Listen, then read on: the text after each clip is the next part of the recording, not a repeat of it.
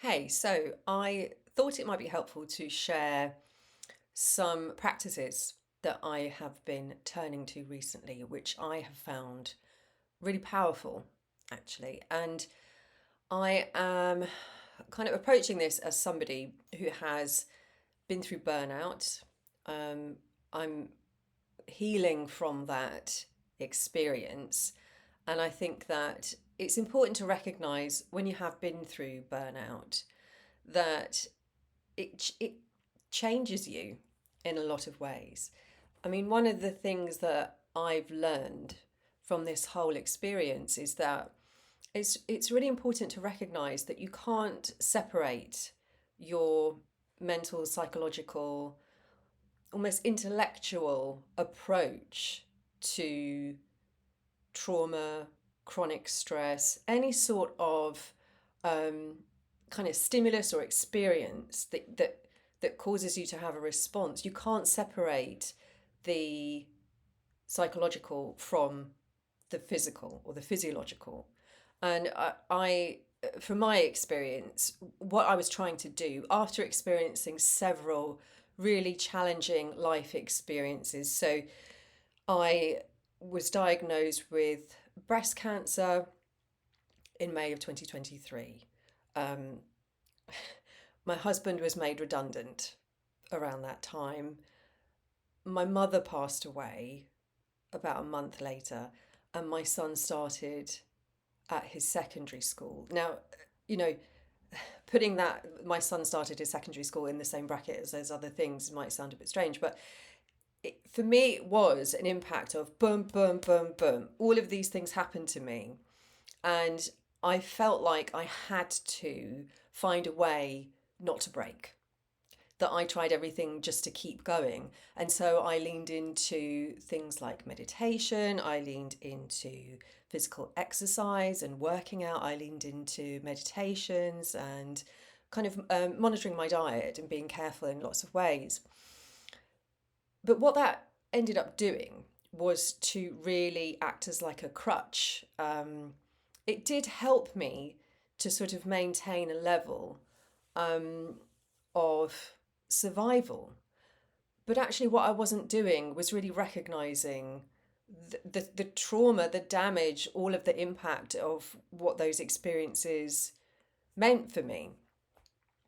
So the point is that whilst I was engaging in what outwardly would look like kind of healthy behaviors, inwardly what that was doing was really kind of kicking burnout down the road in a lot of ways. Because the point about separating mind and body is that my mind was saying, if I do these things, then I'll be able to keep going. And my physicality, my body was not able to do that.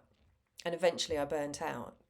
So what I so that's meant that I've had to kind of start from scratch and rebuild my wellness practice and really look at being I had to be really honest about what my relationship with exercise was about, what my relationship with diet was about, and break it down and start again.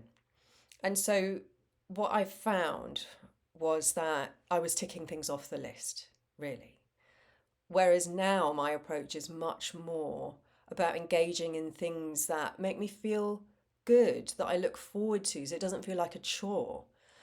But the basis to this is that I've discovered that there are two things that if I do daily, they make a huge difference. And it's a completely different approach to I guess all the sorts of things you hear all the time about do these things and then everything will be fine.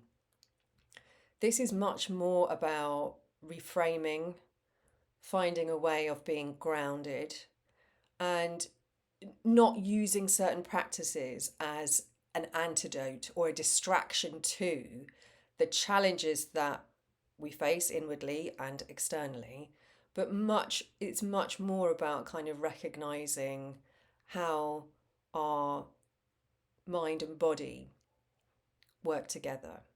So I'm going to break it down for you. So essentially what I do is every day I check in and I check out.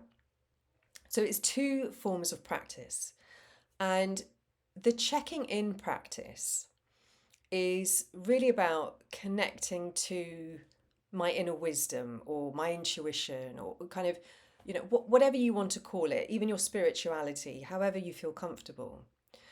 But really it's getting some type of clarity and perspective because we get lost in that so frequently. We're so busy and so really invested in this hustle culture that we never stop and just check in with ourselves. So it's literally like it can take me less than a minute. So what I do is essentially a body scan. So I just take a moment, I can close my eyes if I'm somewhere on my own or if I'm waiting for an appointment or in a queue, I would just do it with my eyes open. But the body scan is really the practice of, you might know from mindfulness, it's almost like a kind of a scanner machine light going over your body and just gently noticing any areas of discomfort, pain. It's really acknowledging all of the physical symptoms, the physical sensations that are present for me in that moment. And I can take as long or as little time as I like. But it's the practice of doing the scan from head to toe, acknowledging places that might feel light and places that might feel heavy. So it's both. It's really looking for that quality of physical sensation and not labeling it. It's not, oh, this is pain, this feels okay. It's recognizing it for what it is. It's not good, it's not bad, it's what is present. So that's the first thing I do. Then I think about what emotions am I feeling right now? How am I feeling?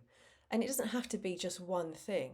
And quite often when I think about that, I realize that there are conflicting emotions that are present. Sometimes I can feel quite anxious, but also quite strong, for example. Or I might feel a level of calmness, but also some sort of anticipation. Whatever it is, it's important to acknowledge it because it might even surprise you. You might think, "Oh, I didn't appreciate. I didn't sort of recognize that's where I am."